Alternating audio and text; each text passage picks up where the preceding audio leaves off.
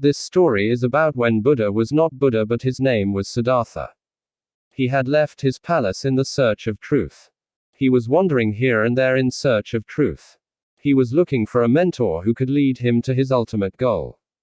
In this search, he got initiation from a spiritual master whose name was Alara Kalam. He started practicing his method with full devotion. Master Alara Kalam was feeling blessed to have a disciple like Siddhartha. For the first time he had got such a brilliant disciple. Siddhartha would do more than he told him to do. If he had told Siddhartha to fast for 1 day, Siddhartha would do it for 3 days. Master Alara Kalam gave Siddhartha such a difficult tasks that which he himself had never done. But Siddhartha did each austerity with all his full devotion and dedication. Eventually, seeing Siddhartha's yearning and his devotion for enlightenment, Master Alara Kalam also felt pity on him and he told Siddhartha that he do not have what he is looking for. Hearing this from his master, Siddhartha bowed down to him and left his hermitage to proceed in search of truth. To quench his thirst for self-realization, Siddhartha took shelter of many spiritual masters. But none of them could satisfy Siddhartha's spiritual quest. 6 years passed like this. In the end, Siddhartha decided to proceed on this path himself alone.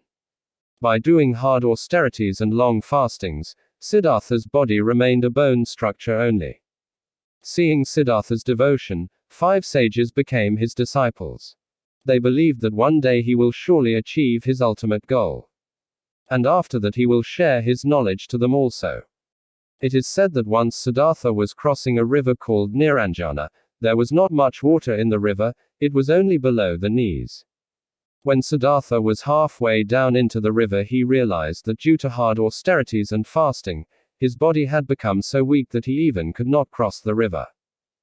He was just about to flow in the flow of water, just then he caught a dead branch of tree. He just held onto it and somehow crossed the river. After crossing river he kept lying on the bank of the river for a while. And a ray of knowledge arose in his mind. He thought that I cannot cross a river with these austerities, then how will I cross the samsara, the cycle of birth and death? And it is said that at that very moment a village woman passed away from there singing a song. That song was Vina ki tako na itna zyada keso ki tujay, or tako na itna delicado ki uses sur bhina nickel. Which means that do not tighten the strings of the vina so tightly that it breaks, and do not loosen the strings so much that it does not even make a sound.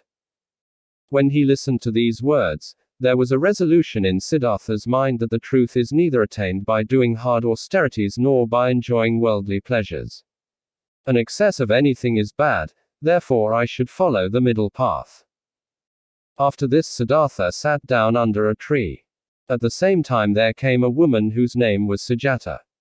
She had a bowl of rice pudding in her hands. She told Siddhartha that her name is Sujata. She had been worshipping this tree for a long time and she had prayed that if her son is born then she will offer rice pudding to tree. Now her wish has been fulfilled and her son is born, so please accept her offering.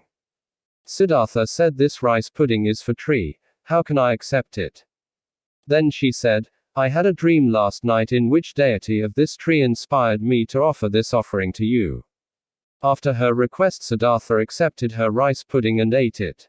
This was first thing that he had eaten after a fast of so many days. When those 5 disciples of Siddhartha saw him eating rice pudding, they were very disappointed, they thought that he has lost his way, and they left him. Siddhartha explained them a lot that we are walking on the wrong path, we have to walk on the middle path. But they didn't stop. Siddhartha was left alone now. He took a bath in the nearby river and then sat under a peepal tree, ficus tree. He decided that either I must experience the ultimate nature of my existence, or I will sit here and die. I will not open my eyes until I know this. And then a thought came in his mind that why am I even wishing for this? He gave up even the desire of liberation and became engrossed in meditation. And it is said that it was a full moon day, the moon was rising in the sky and the moon of self-realization was rising in Siddhartha's inner self. That was the day when he attained enlightenment and out of Siddhartha he became Buddha. Moral: In this story, Gautam Buddha has given us a beautiful theory of middle path. Middle path means being neutral in any situation. Sometimes we put so much effort to achieve any goals that we lose our health and mental peace. But we forget that to achieve any goal, it is necessary to have balance of good health, mental peace, and enough efforts. And this will happen only when we will be neutral. On the other hand, if you want spiritual growth, then again middle path is the way for you. Here middle path means being neutral between love and hate. Middle path means being neutral between happiness and sorrow. Neither you wish comfort nor you are afraid of discomfort. Middle path means to remain neutral in the moments of honor and disgrace. Which means you are not happy when you are respected and you are not sad when you are insulted. This principle of life is so effective that with this you can not only get self-realization, but this is a key to happy life. You just need to adopt it in your life.